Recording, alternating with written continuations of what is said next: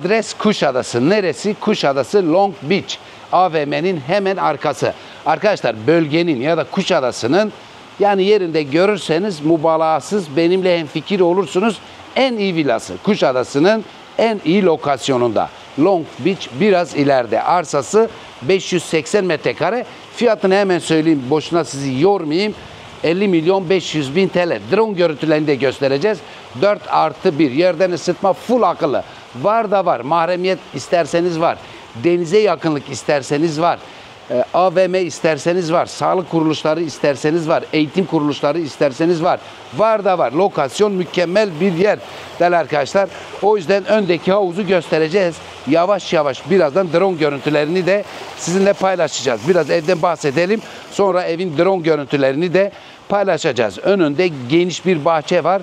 Güneybatı cephelidir arkadaşlar. Yerinde görün, edin, ölçün, biçin, sonra karar verin. Şimdi herkesin cebine göre evler var. Didim'de burada 3 milyona 6-7 milyona da bahçeli evler var. 3.500.000'e de evler var. Bu da bahçemiz. Havuzun şelalesi iyi. Evin drone görüntülerini sizinle paylaşacağız. Bir de ne gösterelim sevgili Ronay? Hemen çık dışarı ya da binanın alnını bir öp bakayım. Alnını bir öp, sonra kapalı garajı gösterelim. Sonra drone'la denize mesafesini, etrafta neler var onları da pekiştireceğiz. Değerli arkadaşlar, şimdi evimizin dış cephesi bu. Dış cepheyi gösterdik. Fiil faili, kitap katibi, şair, şiir şairi çağrıştırır derler ya. Üstad demiş. Evet, sevgili büyük üstadımız öyle demiş. O vesileyle emlak konusunda geri git garajı gösterelim. Bir fikriniz var ise bu 50.500.000 TL ya arkadaşlar. Alternatif evler de var. 7-8 milyonluk evler de isterseniz var ama bu lokasyonda maalesef bu fiyatlara evler yok. Bu Kuşadası'nın en iyisi. Şimdi en iyisini hayalimizdeki paraya alırız diye öyle bir dünya yok. Ben de isterim böyle kanatlanayım, kuş olayım, istediğimi göreyim, ziyaret edeyim, gideyim, geleyim ama öyle bir dünya yok. Aza kanat etmeyen çoğu bulamaz. Söz konusu evimizin bakın bir garajı var. Burada bir garajı var. Çok akıllı sistem, uzakta kumandalı vesaire vesaire. Aracımızı buraya koyacağız. Burayı bir göster, burayı bir göster. Evet, aracımızı buraya koyduk. Şişman büyük bir araç yeri var burada. Mekanizması da var, kumandalı. Yani böyle çek falan değil, kumandalı. Burada normal giriş arkadaşlar. Evimizin normal girişi. Diyafonu var, bir şeyler var. Heybetli malikane diyebiliriz. Bunlara villa demekten ziyade malikane denilir ki 50.500.000 TL. Tam kadrajını al, o karşıya geç. Binanın hepsini böyle tamamen kadrajını al. Geçen yazın ben bu evleri projeden çekmiştim. Taksitli demiştim. O yüzden satılan satıldı. Satılmayan da şu anda artık nasipse sahibini bekliyor. Söz konusu evimizin dış cephesi bu. Palmiye ağaçları büyüdükten sonra daha heybetli olur. Söz konusu evlerimizin ortasında bir yol var. Tabii bittikten sonra bura parkeli olacak. Bir site olmasa dahi bir güvenlik olacak arkadaşlar. Burada bakın bir güvenlik olacak. Plaka okumalı giriş çıkışlar olacak. Şimdi ne yapalım? Şimdi drone görüntülerine bir bakalım. Evet, drone görüntülerini de pekiştirelim, size gösterelim. Sonra ilginiz var ise tekrar gelir yerinde bakarsınız. İşte ben şimdi yorumlar, tabii ki eleştiri iyidir. Kimi yorum yapacak, kimi başka bir şey yapacak. Biri diyecek İspanya'da alırım, biri diyecek bunun kralını başka şeyde alırım. İhtiyacı olana ihtiyaç duyduğu yerde lazımdır. Yani bu evi başka yerde alır mısın ama burası başka bir şey.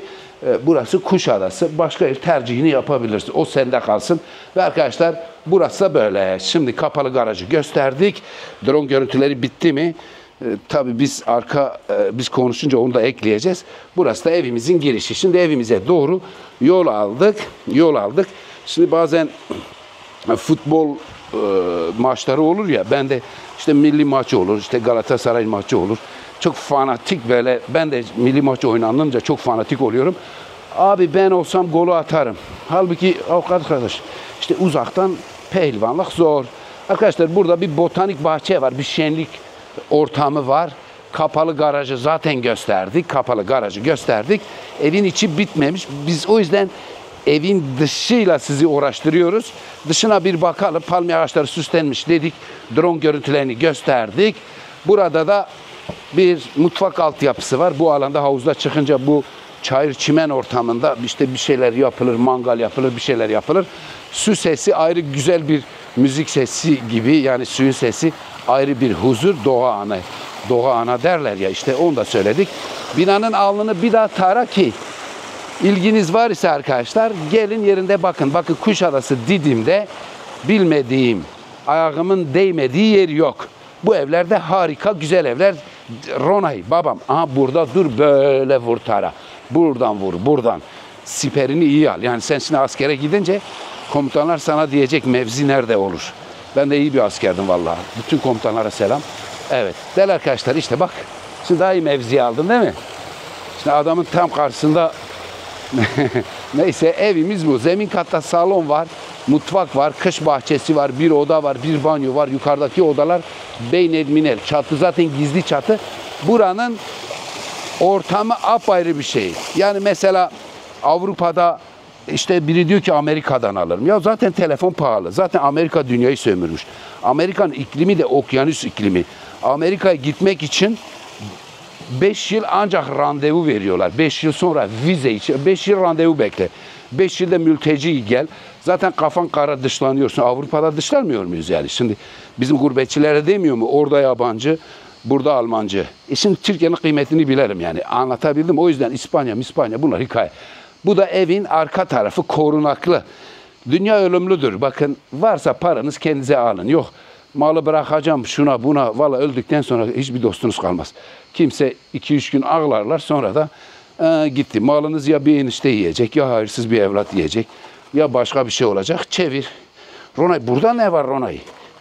Ronay, bizde böyle adamlar lüks ev yapıyor, biz paylaşmayı. Oo, yerden ısıtma var.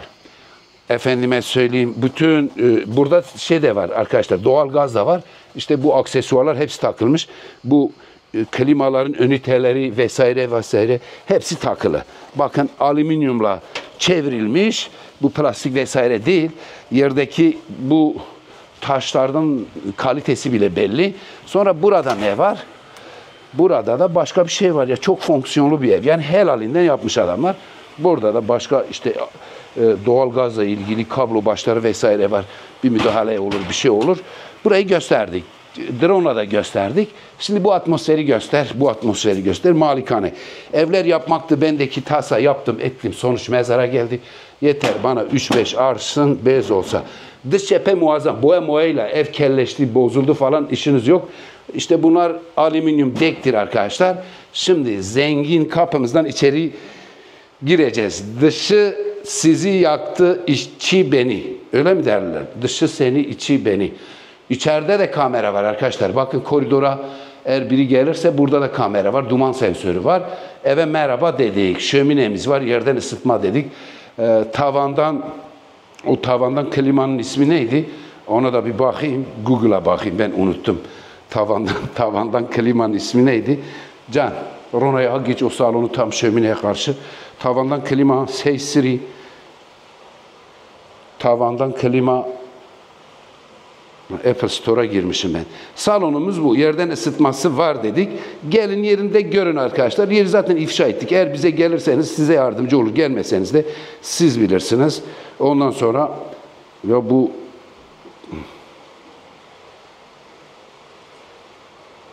evet, tavandan klima sistemine ne deniliyor? Valla bir şey deniliyordu da ne deniliyor bilmiyorum. İşte tavandan klima diyelim geçsin. Burada çıkmadı. Biliyordum, ben de unuttum. Salon burası arkadaşlar. İşte oda derecelendirme yapabilirsiniz. Yani buralardan diyelim klima sistemini hepsini açtınız ya. İşte buranın sıcaklığını ayrı yapabilirsiniz ya da serinliğini. O diğer tarafın ayrı. O derecelendirmeler var. Doğramalar Linea Rosso'dur. Buradan da böyle bir bak bu ovaya. Buradan da bir bak bu havuz alanına, ovaya diyelim. Gerçekten kocaman bir yer. Buradan da böyle çıkılıyor. Bu terası da göster. Salondan çıkınca salonun önünde bir teras var. İlgili arkadaşlar 50 milyon kimine göre çok az para, kimine göre büyük bir para. O yüzden ilgili arkadaşlar iyice dinler. Salondan çıktık. Buraya bir bambu vesaire atabiliriz. Sonra bakın burası da mutfağa dayalı olarak bir nedir? Kış bahçesi var zaten önde. Mutfağa dayalı olarak bir lunch alanı, bir yemek alanı. bir hareket, bir manevra alanı olarak nasıl değerlendirirseniz değerlendirin. Sonra mutfağa bakacağız. Sonra kış bahçesi tekrar kaliteli camlardan yapılmış. Bakın böyle sürgülü mürgülü. Dilerseniz burayı da kış bahçesi olarak değerlendirebilirsiniz. Kliması bile var burada. Televizyon bile konulur buraya. Hani öngörünüz oluşsun diye. Suyun sesi zaten suyun maviliği ve sesi ayrı bir huzur veriyor. 50 milyon 500 bin TL. Yorumlar etkileşim anlamında iyidir. Ancak iyi bakan iyi görür. Bu sıcakta, bu atmosferde çalışıyoruz. Bakın alın teri çok kutsaldır. Bu kutsallığı bilmeden sadece bilmem neyin altında ne arayan gereksiz yorumlar engellenir. Boşuna klavye yazma. İyi bak. Yani de ki Allah hayır etsin.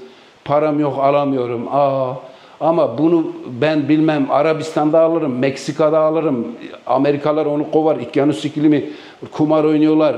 Hiçbir Türk iklimine uymuyor. Ahlak yok, bir şey yok. Orada daha översen senin yorumunu engellerim. Ve arkadaşlar engellerim, kökten engellerim. Burası arkadaşlar nedir? İşte mutfağa başladık. Bakın dolaplar gayet kaliteli. Ondan sonra bulaşık makinesi, yıkama yeri, sürgülü kayıtlı, gerçekten kaliteli. Linea Rosso. Ondan sonra bu ankastra seti, bu mikrodalga, burada çift kapılı şişman bir buzdolabı var. Bakın işte adam bu telefonu yapmış Amerika, dünyayı sömürüyor. Bak bunun adı da Linea Rosso. Bunun adı Ahmet Alaaddin Oğuzhan Kağan mıdır? Değil bak.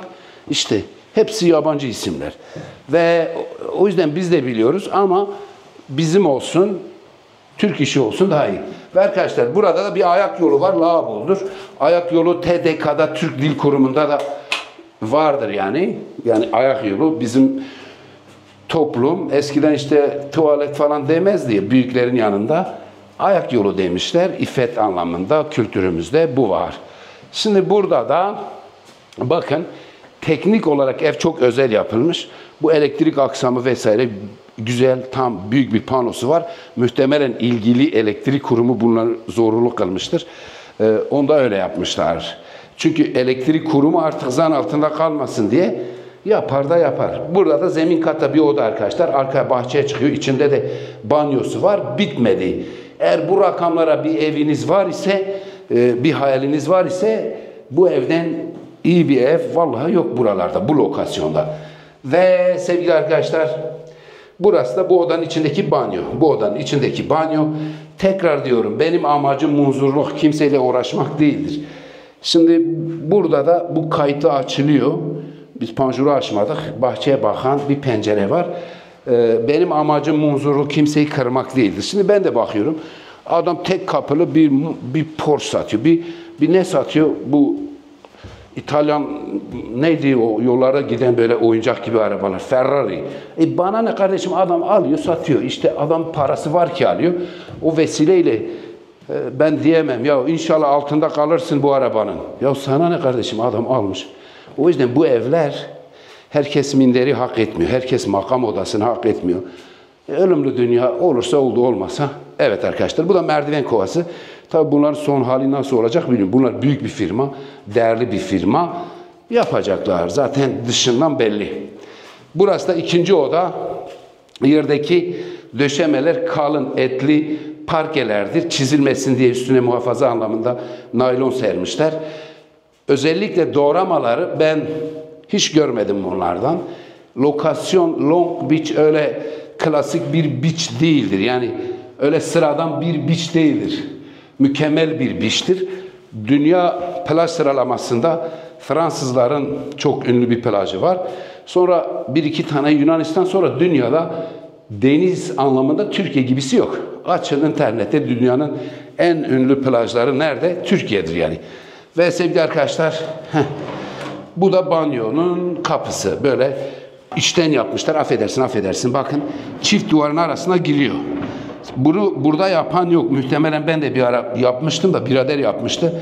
İzmir'den mi başka yerden gelmiştiler. Yani buralar sanayi falan olmadığı için bu külfetli bir iş. Bu çok sağlam yapmak zorundasın da ta kapı bu içeriye giriyor ya. Mekanizması falan ucuz bir şey olursa başınıza iş açar. Sonra bozulur, banyoyu göster. Banyoyu da göster. Sonra 3. 4. odayı göstereceğiz. O vesileyle bülbülü altın kafese koymuşlar. İlle Vatan demiş ya, sizin de ilginizi vatanınız çekerse buyurun gelin. Bir orta yol bulunur. Bu ev olmasa daha uygunu, bu ev olsa daha iyi. Ve burada ne var? Burada çamaşır makinesi, kurutma makinesi yeri. Evet. İnsanoğlu hiç gözü doymuyor. Şimdi onu gösterdiği çamaşır odası. Zaten Long Beach'in dibinde. Aşağıda bir sürü müştemilat var. Oda çok. Çamaşır makinesinin yeri de var. Burası da muhterem arkadaşlar etti ne etti? 3. oda. Terledik de terledik. Sonra geldik. O banyonun büyüklüğüne bak. Bunun da içinde kocaman bir banyo var. Yine niş alanlar. Yine bu duşakabine krom, kurpları krom. Kaliteli yani göz boyama bir şey değildir. Yani böyle makyaj yapıp işte satışa ivedilik versin şeklinde bir tasarı yoktur burada. Özel yapılan evler. Bu dolaplar da burada arkadaşlar. Yerden ısıtma var. Boydan boya dolaplar. Muhtemelen bütün evlere yaparlar. Diğerleri henüz bu aşamada değil ama maşallah hızlı gitmiş adamlar. Geçen yıl tam bu mevsimde paylaşmıştım. Daha yeni hafif hafif başlamıştılar ama toparlanmış bu kadar inşaat. Ve burası da bu odanın balkonu. Şimdi tekrar yol aldık. 4. odaya bakacağız. 4. odadan sonra çekimimiz bitmiş olacak. Çekimimiz bitmiş olacak. Bayram abi, evin hayırlı olsun. Bayraktar abi, Kayseri'ye de selam. Tekrar ablama da selam. Burası da 4. oda. Yine içinde banyo var. 4 oda, 4'ü de ebeveyn banyolu. Ayda. Ayda. Neyse bu banyo lambası nerede yani? Evet bu banyoyu da göster. Dışarıda bile yerden ısıtma var. Balkonda bile yerden ısıtma var. Evet. Kaç dakika Ronay Bey? 16. Allah ne kadar çok. Ama ev büyük ne yapalım? Ev büyük. Burası da şark köşesi arkadaşlar. Bakın işte buraya da ayrı bir sofra kurursunuz. Arkada kış bahçesi var altta. Şömine var, yerden ısıtma var. Deniz ağınızın dibinde. AVM yanında, hastane. Efendim sizi ne yapacak? Sizi heyecanlandıracak. Size oh ne güzel evin var dedirtecek. Bu kapıları nasıl kapatacağız? Adamların kapılar çarpılmasın. Size daha ne yaptıracak? Cennetli mi yaşatacak? O psikolojiyi hissettirecek bir atmosferde bir ev. Reklamın iyisi kötüsü yok. Sadece benim mesela adama dersin senin gömleğin yamuk, pantolonun kirli, adam hiç umursamam ama biz öyle değiliz. Biz köylüyüz, biz yapamıyoruz. O yüzden iyi yorum yaparsanız iyi olur. Abone de olsanız iyi olur. Ev bu. Benim adım Hıdır. Bütün Hıdır abilere selam. İşim de budur. Güzel mi? Güzel bir ev. Beni arayıp soran entelektüel, beyefendi, varlıklı bir yere gelmiş. Size herkese faydalı insan sunumun çok iyi oldu diyen beyefendilere de teşekkür ederim. Daha da çok bir örnekler söyleyecektim. Böyle kalsın. Saygılarımla iyi günler.